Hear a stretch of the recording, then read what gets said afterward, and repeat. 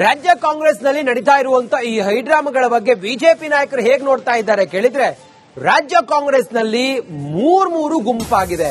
ಒಂದು ಸಿದ್ದರಾಮಯ್ಯ ಅವರ ಗುಂಪು, ಡಿಕೆ ಶಿವಕುಮಾರ್ ಅವರ ಗುಂಪು, ಮತ್ತೊಂದು ಯಾವುದು ಕೇಳಿದ್ರೆ ಕಾಂಗ್ರೆಸ್ನಲ್ಲಿ ಲಿಂಗಾಯತ ಗುಂಪು.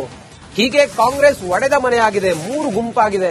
ಕಲಬುರಗಿಯಲ್ಲಿ ಸಂಸದ ಗೋವಿಂದ ಕಾರಜೋಳ ಹೇಳಿಕೆಯನ್ನು ಕೊಟ್ಟಿದ್ದಾರೆ. ಮೂರು ಗುಂಪಾಗಿದೆ ಅಂತ. ಕುರ್ಚಿ ಕಾದಾಟದಲ್ಲಿ ರಾಜ್ಯದ ಸರ್ಕಾರವೇ ಪತನ ಆಗುತ್ತೆ ಅಂತ ಹೇಳಿದ್ದಾರೆ ಗೋವಿಂದ ಕಾರಜೋಳ. ನಾನಿವತ್ತು ಒಂದು ಸಂದರ್ಭ ಬಂದಿದೆ. ಕಳೆದ ಒಂದು ವಾರದಿಂದ 2.5 ವರ್ಷ ಮುಗೀತು. ಸಿದ್ದರಾಮಯ್ಯನವರು ಬಿಟ್ಟುಕೊಡ್ಬೇಕು ಡಿ ಕೆ ಶಿವಕುಮಾರ್ ಅವರಿಗೆ, ಕರಾರು ಪ್ರಕಾರ ಅವರು ರಾಜೀನಾಮೆ ಕೊಡಬೇಕು ಅಂತ ಒತ್ತಾಯ ಮಾಡ್ತಾ ಇದ್ದಾರೆ. ಕಾಂಗ್ರೆಸ್ನಲ್ಲಿ 3 ಗುಂಪುಗಳಾಗಿದೆ. ಒಂದು ಸಿದ್ದರಾಮಯ್ಯನವ್ರ ಗುಂಪು, ಇನ್ನೊಂದು ಡಿ ಕೆ ಅವ್ರ ಗುಂಪು, ಇನ್ನೊಂದು ಲಿಂಗಾಯತರ ಗುಂಪು. ದಲಿತರು ಮುಸಲ್ಮಾನರು ಲೆಕ್ಕಕ್ಕಿಲ್ಲ. ದಲಿತರು ಮತ್ತು ಮುಸಲ್ಮಾನರು ಲೆಕ್ಕಕ್ಕಿಲ್ಲ. ಯಾಕೆ ಮಾತನ್ನು ಹೇಳ್ತೇನೆ ಅಂದ್ರೆ, ಒಬ್ಬರ ಬಾಯಿಂದನೂ ಬರ್ತಾ ಇಲ್ಲ.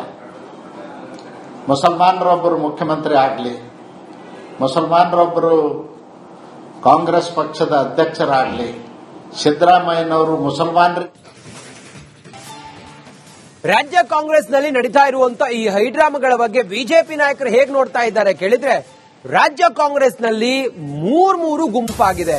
ಒಂದು ಸಿದ್ದರಾಮಯ್ಯ ಅವರ ಗುಂಪು, ಡಿಕೆ ಶಿವಕುಮಾರ್ ಅವರ ಗುಂಪು, ಮತ್ತೊಂದು ಯಾವುದು ಕೇಳಿದ್ರೆ ಕಾಂಗ್ರೆಸ್ನಲ್ಲಿ ಲಿಂಗಾಯತ ಗುಂಪು. ಹೀಗೆ ಕಾಂಗ್ರೆಸ್ ಒಡೆದ ಮನೆಯಾಗಿದೆ, ಮೂರು ಗುಂಪಾಗಿದೆ. ಕಲಬುರಗಿಯಲ್ಲಿ ಸಂಸದ ಗೋವಿಂದ ಕಾರಜೋಳ ಹೇಳಿಕೆಯನ್ನು ಕೊಟ್ಟಿದ್ದಾರೆ. ಮೂರು ಗುಂಪಾಗಿದೆ ಅಂತ. ಕುರ್ಚಿ ಕಾದಾಟದಲ್ಲಿ ರಾಜ್ಯದ ಸರ್ಕಾರವೇ ಪತನ ಆಗುತ್ತೆ ಅಂತ ಹೇಳಿದ್ದಾರೆ ಗೋವಿಂದ ಕಾರಜೋಳ. ನಾನಿವತ್ತು ಒಂದು ಸಂದರ್ಭ ಬಂದಿದೆ. ಕಳೆದ ಒಂದು ವಾರದಿಂದ 2.5 ವರ್ಷ ಮುಗೀತು. ಸಿದ್ದರಾಮಯ್ಯನವರು ಬಿಟ್ಟುಕೊಡ್ಬೇಕು ಡಿ ಕೆ ಶಿವಕುಮಾರ್ ಅವರಿಗೆ, ಕರಾರು ಪ್ರಕಾರ ಅವರು ರಾಜೀನಾಮೆ ಕೊಡಬೇಕು ಅಂತ ಒತ್ತಾಯ ಮಾಡ್ತಾ ಇದ್ದಾರೆ. ಕಾಂಗ್ರೆಸ್ನಲ್ಲಿ 3 ಗುಂಪುಗಳಾಗಿದೆ. ಒಂದು ಸಿದ್ದರಾಮಯ್ಯನವ್ರ ಗುಂಪು, ಇನ್ನೊಂದು ಡಿ ಕೆ ಅವ್ರ ಗುಂಪು, ಇನ್ನೊಂದು ಲಿಂಗಾಯತರ ಗುಂಪು. ದಲಿತರು ಮುಸಲ್ಮಾನರು ಲೆಕ್ಕಕ್ಕಿಲ್ಲ. ದಲಿತರು ಮತ್ತು ಮುಸಲ್ಮಾನರು ಲೆಕ್ಕಕ್ಕಿಲ್ಲ. ಯಾಕೆ ಮಾತನ್ನು ಹೇಳ್ತೇನೆ ಅಂದ್ರೆ, ಒಬ್ಬರ ಬಾಯಿಂದನೂ ಬರ್ತಾ ಇಲ್ಲ. ಮುಸಲ್ಮಾನರೊಬ್ಬರು ಮುಖ್ಯಮಂತ್ರಿ ಆಗಲಿ, ಮುಸಲ್ಮಾನರೊಬ್ಬರು ಕಾಂಗ್ರೆಸ್ ಪಕ್ಷದ ಅಧ್ಯಕ್ಷರಾಗಲಿ, ಸಿದ್ದರಾಮಯ್ಯನವರು ಮುಸಲ್ಮಾನರಿಗೆ. ರಾಜ್ಯ ಕಾಂಗ್ರೆಸ್ನಲ್ಲಿ ನಡೀತಾ ಇರುವಂತ ಈ ಹೈಡ್ರಾಮಾಗಳ ಬಗ್ಗೆ ಬಿಜೆಪಿ ನಾಯಕರು ಹೇಗೆ ನೋಡ್ತಾ ಇದ್ದಾರೆ ಕೇಳಿದ್ರೆ, ರಾಜ್ಯ ಕಾಂಗ್ರೆಸ್ನಲ್ಲಿ ಮೂರು ಗುಂಪಾಗಿದೆ. ಒಂದು ಸಿದ್ದರಾಮಯ್ಯ ಅವರ ಗುಂಪು, ಡಿಕೆ ಶಿವಕುಮಾರ್ ಅವರ ಗುಂಪು, ಮತ್ತೊಂದು ಯಾವುದು ಕೇಳಿದ್ರೆ ಕಾಂಗ್ರೆಸ್ನಲ್ಲಿ ಲಿಂಗಾಯತ ಗುಂಪು. ಹೀಗೆ ಕಾಂಗ್ರೆಸ್ ಒಡೆದ ಮನೆಯಾಗಿದೆ, ಮೂರು ಗುಂಪಾಗಿದೆ. ಕಲಬುರಗಿಯಲ್ಲಿ ಸಂಸದ ಗೋವಿಂದ ಕಾರಜೋಳ ಹೇಳಿಕೆಯನ್ನು ಕೊಟ್ಟಿದ್ದಾರೆ.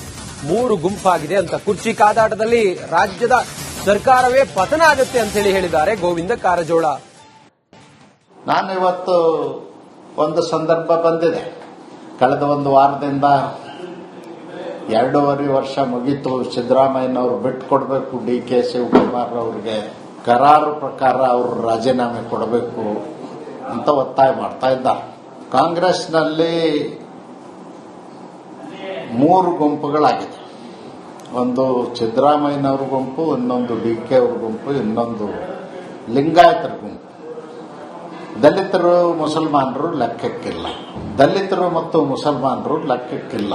ಯಾಕೆ ಮಾತನ್ನು ಹೇಳ್ತೇನೆ ಅಂದ್ರೆ, ಒಬ್ಬರ ಬಾಯಿಂದನೂ ಬರ್ತಾ ಇಲ್ಲ.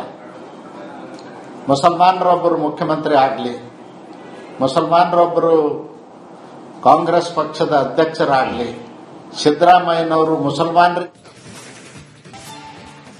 ರಾಜ್ಯ ಕಾಂಗ್ರೆಸ್ನಲ್ಲಿ ನಡೀತಾ ಇರುವಂತ ಈ ಹೈಡ್ರಾಮಾಗಳ ಬಗ್ಗೆ ಬಿಜೆಪಿ ನಾಯಕರು ಹೇಗೆ ನೋಡ್ತಾ ಇದ್ದಾರೆ ಕೇಳಿದ್ರೆ, ರಾಜ್ಯ ಕಾಂಗ್ರೆಸ್ನಲ್ಲಿ ಮೂರು ಗುಂಪಾಗಿದೆ.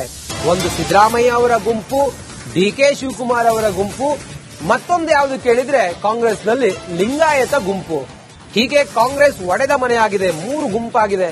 ಕಲಬುರಗಿಯಲ್ಲಿ ಸಂಸದ ಗೋವಿಂದ ಕಾರಜೋಳ ಹೇಳಿಕೆಯನ್ನು ಕೊಟ್ಟಿದ್ದಾರೆ. ಮೂರು ಗುಂಪಾಗಿದೆ ಅಂತ. ಕುರ್ಚಿ ಕಾದಾಟದಲ್ಲಿ ರಾಜ್ಯದ ಸರ್ಕಾರವೇ ಪತನ ಆಗುತ್ತೆ ಅಂತ ಹೇಳಿದ್ದಾರೆ ಗೋವಿಂದ ಕಾರಜೋಳ. ನಾನಿವತ್ತು ಒಂದು ಸಂದರ್ಭ ಬಂದಿದೆ. ಕಳೆದ ಒಂದು ವಾರದಿಂದ 2.5 ವರ್ಷ ಮುಗೀತು, ಸಿದ್ದರಾಮಯ್ಯನವರು ಬಿಟ್ಟು ಕೊಡಬೇಕು, ಡಿ ಕೆ ಶಿವಕುಮಾರ್ ಅವರಿಗೆ ಕರಾರು ಪ್ರಕಾರ ಅವರು ರಾಜೀನಾಮೆ ಕೊಡಬೇಕು ಅಂತ ಒತ್ತಾಯ ಮಾಡ್ತಾ ಇದ್ದಾರೆ. ಕಾಂಗ್ರೆಸ್ನಲ್ಲಿ 3 ಗುಂಪುಗಳಾಗಿದೆ. ಒಂದು ಸಿದ್ದರಾಮಯ್ಯನವ್ರ ಗುಂಪು, ಇನ್ನೊಂದು ಡಿ ಕೆ ಅವ್ರ ಗುಂಪು, ಇನ್ನೊಂದು ಲಿಂಗಾಯತರ ಗುಂಪು. ದಲಿತರು ಮುಸಲ್ಮಾನರು ಲೆಕ್ಕಕ್ಕಿಲ್ಲ. ದಲಿತರು ಮತ್ತು ಮುಸಲ್ಮಾನರು ಲೆಕ್ಕಕ್ಕಿಲ್ಲ. ಯಾಕೆ ಮಾತನ್ನು ಹೇಳ್ತೇನೆ ಅಂದ್ರೆ, ಒಬ್ಬರ ಬಾಯಿಂದನೂ ಬರ್ತಾ ಇಲ್ಲ. ಮುಸಲ್ಮಾನರೊಬ್ಬರು ಮುಖ್ಯಮಂತ್ರಿ ಆಗಲಿ, ಮುಸಲ್ಮಾನರೊಬ್ಬರು ಕಾಂಗ್ರೆಸ್ ಪಕ್ಷದ ಅಧ್ಯಕ್ಷರಾಗಲಿ, ಸಿದ್ದರಾಮಯ್ಯನವರು ಮುಸಲ್ಮಾನರಿಗೆ. ರಾಜ್ಯ ಕಾಂಗ್ರೆಸ್ನಲ್ಲಿ ನಡೀತಾ ಇರುವಂತ ಈ ಹೈಡ್ರಾಮಾಗಳ ಬಗ್ಗೆ ಬಿಜೆಪಿ ನಾಯಕರು ಹೇಗೆ ನೋಡ್ತಾ ಇದ್ದಾರೆ ಕೇಳಿದ್ರೆ, ರಾಜ್ಯ ಕಾಂಗ್ರೆಸ್ನಲ್ಲಿ 3 ಗುಂಪಾಗಿದೆ. ಒಂದು ಸಿದ್ದರಾಮಯ್ಯ ಅವರ ಗುಂಪು, ಡಿ ಕೆ ಶಿವಕುಮಾರ್ ಅವರ ಗುಂಪು, ಮತ್ತೊಂದು ಯಾವುದು ಕೇಳಿದ್ರೆ ಕಾಂಗ್ರೆಸ್ನಲ್ಲಿ ಲಿಂಗಾಯತ ಗುಂಪು. ಹೀಗೆ ಕಾಂಗ್ರೆಸ್ ಒಡೆದ ಮನೆಯಾಗಿದೆ, 3 ಗುಂಪಾಗಿದೆ. ಕಲಬುರಗಿಯಲ್ಲಿ ಸಂಸದ ಗೋವಿಂದ ಕಾರಜೋಳ ಹೇಳಿಕೆಯನ್ನು ಕೊಟ್ಟಿದ್ದಾರೆ. 3 ಗುಂಪಾಗಿದೆ ಅಂತ. ಕುರ್ಚಿ ಕಾದಾಟದಲ್ಲಿ ರಾಜ್ಯದ ಸರ್ಕಾರವೇ ಪತನ ಆಗುತ್ತೆ ಅಂತ ಹೇಳಿದ್ದಾರೆ ಗೋವಿಂದ ಕಾರಜೋಳ. ನಾನಿವತ್ತು ಒಂದು ಸಂದರ್ಭ ಬಂದಿದೆ. ಕಳೆದ 1 ವಾರದಿಂದ 2.5 ವರ್ಷ ಮುಗೀತು, ಸಿದ್ದರಾಮಯ್ಯನವರು ಬಿಟ್ಟು ಕೊಡಬೇಕು, ಡಿ ಕೆ ಶಿವಕುಮಾರ್ ಅವರಿಗೆ ಕರಾರು ಪ್ರಕಾರ ಅವರು ರಾಜೀನಾಮೆ ಕೊಡಬೇಕು ಅಂತ ಒತ್ತಾಯ ಮಾಡ್ತಾ ಇದ್ದಾರೆ. ಕಾಂಗ್ರೆಸ್ನಲ್ಲಿ 3 ಗುಂಪುಗಳಾಗಿದೆ. ಒಂದು ಸಿದ್ದರಾಮಯ್ಯನವ್ರ ಗುಂಪು, ಇನ್ನೊಂದು ಡಿ ಕೆ ಅವ್ರ ಗುಂಪು, ಇನ್ನೊಂದು ಲಿಂಗಾಯತರ ಗುಂಪು. ದಲಿತರು ಮುಸಲ್ಮಾನರು ಲೆಕ್ಕಕ್ಕಿಲ್ಲ. ದಲಿತರು ಮತ್ತು ಮುಸಲ್ಮಾನರು ಲೆಕ್ಕಕ್ಕಿಲ್ಲ. ಯಾಕೆ ಮಾತನ್ನು ಹೇಳ್ತೇನೆ ಅಂದ್ರೆ, ಒಬ್ಬರ ಬಾಯಿಂದನೂ ಬರ್ತಾ ಇಲ್ಲ.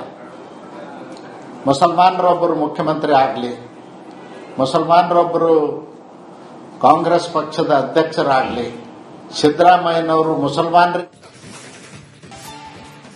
ರಾಜ್ಯ ಕಾಂಗ್ರೆಸ್ನಲ್ಲಿ ನಡೀತಾ ಇರುವಂತ ಈ ಹೈಡ್ರಾಮಾಗಳ ಬಗ್ಗೆ ಬಿಜೆಪಿ ನಾಯಕರು ಹೇಗೆ ನೋಡ್ತಾ ಇದ್ದಾರೆ ಕೇಳಿದ್ರೆ, ರಾಜ್ಯ ಕಾಂಗ್ರೆಸ್ನಲ್ಲಿ 3 ಗುಂಪಾಗಿದೆ. ಒಂದು ಸಿದ್ದರಾಮಯ್ಯ ಅವರ ಗುಂಪು, ಡಿ ಕೆ ಶಿವಕುಮಾರ್ ಅವರ ಗುಂಪು, ಮತ್ತೊಂದು ಯಾವುದು ಕೇಳಿದ್ರೆ ಕಾಂಗ್ರೆಸ್ನಲ್ಲಿ ಲಿಂಗಾಯತ ಗುಂಪು. ಹೀಗೆ ಕಾಂಗ್ರೆಸ್ ಒಡೆದ ಮನೆಯಾಗಿದೆ, 3 ಗುಂಪಾಗಿದೆ. ಕಲಬುರಗಿಯಲ್ಲಿ ಸಂಸದ ಗೋವಿಂದ ಕಾರಜೋಳ ಹೇಳಿಕೆಯನ್ನು ಕೊಟ್ಟಿದ್ದಾರೆ. 3 ಗುಂಪಾಗಿದೆ ಅಂತ. ಕುರ್ಚಿ ಕಾದಾಟದಲ್ಲಿ ರಾಜ್ಯದ ಸರ್ಕಾರವೇ ಪತನ ಆಗುತ್ತೆ ಅಂತ ಹೇಳಿದ್ದಾರೆ ಗೋವಿಂದ ಕಾರಜೋಳ. ನಾನಿವತ್ತು ಒಂದು ಸಂದರ್ಭ ಬಂದಿದೆ. ಕಳೆದ 1 ವಾರದಿಂದ 2.5 ವರ್ಷ ಮುಗೀತು, ಸಿದ್ದರಾಮಯ್ಯನವರು ಬಿಟ್ಟು ಕೊಡಬೇಕು, ಡಿ ಕೆ ಶಿವಕುಮಾರ್ ಅವರಿಗೆ ಕರಾರು ಪ್ರಕಾರ ಅವರು ರಾಜೀನಾಮೆ ಕೊಡಬೇಕು ಅಂತ ಒತ್ತಾಯ ಮಾಡ್ತಾ ಇದ್ದಾರೆ. ಕಾಂಗ್ರೆಸ್ನಲ್ಲಿ